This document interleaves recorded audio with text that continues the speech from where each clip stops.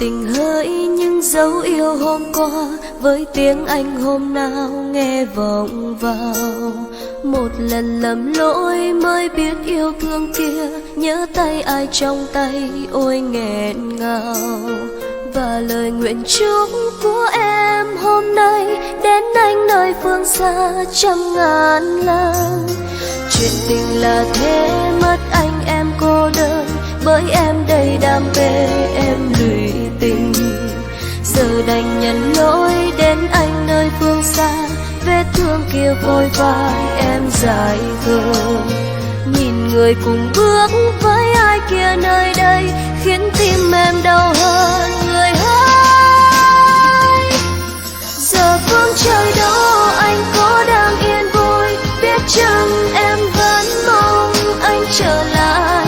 Vì em nhận ra tháng năm kia bên anh chỉ là gian dối, và em thầm trách lúc xưa em ra đi, để cho anh khổ đau thật nhiều. Giờ em làm sao để cho anh quay về với em.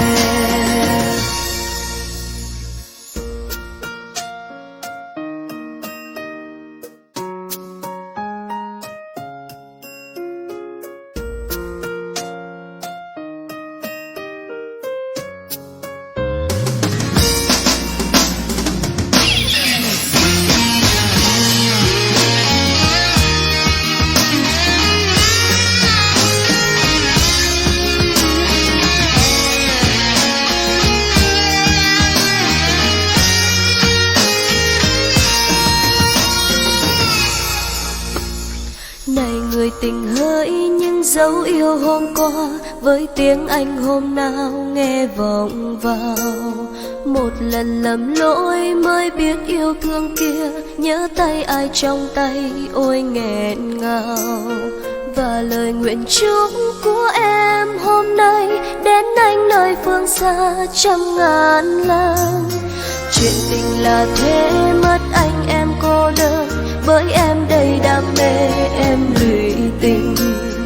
Giờ đành nhận lỗi đến anh nơi phương xa, vết thương kia vội vai em dài khờ.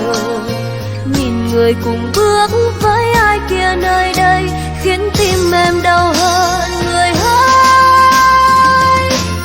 Giờ phương trời đó anh có đang yên vui, biết chăng em vẫn mong anh trở lại. Vì em nhận ra tháng năm kia bên ai chỉ là gian dối, và em thầm trách lúc xưa em ra đi, để cho anh khổ đau thật nhiều. Giờ em làm sao để cho anh quay về với em.